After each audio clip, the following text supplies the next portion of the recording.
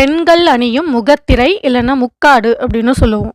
அதாவது இது பெண்கள் மட்டும் தான் போடுவாங்க. லைக் திருமணத்துலலாம் பார்த்தீங்கன்னா, சில பெண்கள் வந்து தலையில வந்து ஒரு துணி மாதிரி போட்டிருப்பாங்க. முக்காடு மாதிரி. அது ஃபுல்லா கவர் ஆகாது. பட் ஆனா அந்த பெண்கள் பிரைடு வந்து தலையில வந்து ஒரு துணி போட்டிருப்பாங்க இல்லையா? ஸோ அத வந்து வெயில் அப்படின்னு சொல்லணும். ஸோ இது பார்த்தீங்கன்னா, பர்ட்டிகுலரா பெண்கள் போடுறதுன்னு தான் சொல்லணும். இது ஏன்னா இப்போ முக்காடு இல்லைன்னா முகத்திரை அப்படின்னு சொல்லும்போது நம்ம அது ஃபேஸ் மாஸ்க் அப்படின்னு சொல்லுவோம். ஸோ இந்த மாஸ்க்கு ஃபேஸ் மாஸ்க்குன்றது வந்து முகத்திரை போடுறதுன்றது வந்து நம்ம எல்லாருக்கும் சொல்லலாம். ஓகேவா?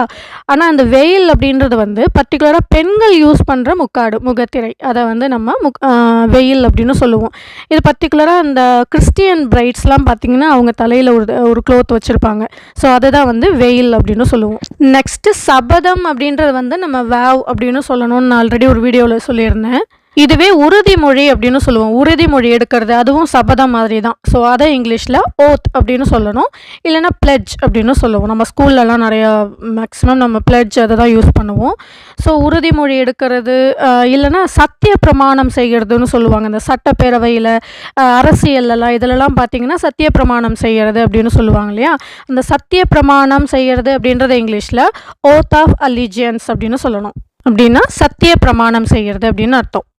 இப்போ ஒரு சிச்சுவேஷனை வந்து நம்ம விளக்கக்கூடியதா இருக்கு அப்படின்னு நம்ம சொல்றோம்னு வச்சுக்கோங்களேன். அதாவது எக்ஸ்பிளைன் பண்ணக்கூடியதா இருக்கு அப்படின்றத வந்து நம்ம எக்ஸ்பிளிக்கபிள் அப்படின்னு சொல்லுவோம். அதாவது என்னன்னா விளக்கக்கூடியதா இருக்கு அப்படின்றத விளக்க முடியும் அப்படின்றத நம்ம எக்ஸ்பிளிக்கபிள் அப்படின்னு சொல்லுவோம். இதுவே விவரிக்கவே முடியாது விவரிக்க முடியாத ஒரு நிலைமை இல்லைன்னா ஒரு சிச்சுவேஷன், ஒரு ஸ்டேட்மெண்ட், ஸோ ஏதோ ஒரு ஃபைட் எது வேணாலும் இருக்கலாம். ஸோ விவரிக்க முடியாததா இருந்தது அப்படின்றத இன்எக்ஸ்பிளிக்கபிள் அப்படின்னு சொல்லணும். ஸோ எக்ஸ்பிளிக்கபிள் அப்படின்னா விளக்கக்கூடியது, அதாவது எக்ஸ்பிளைன் பண்ணக்கூடியது அப்படின்றத நம்ம எக்ஸ்பிளிக்கபிள் அப்படின்னு சொல்லுவோம். விளக்க முடியாதது, விவரிக்கவே முடியாதது அப்படின்றத இன்எக்ஸ்பிளிக்கபிள் அப்படின்னு சொல்லணும்.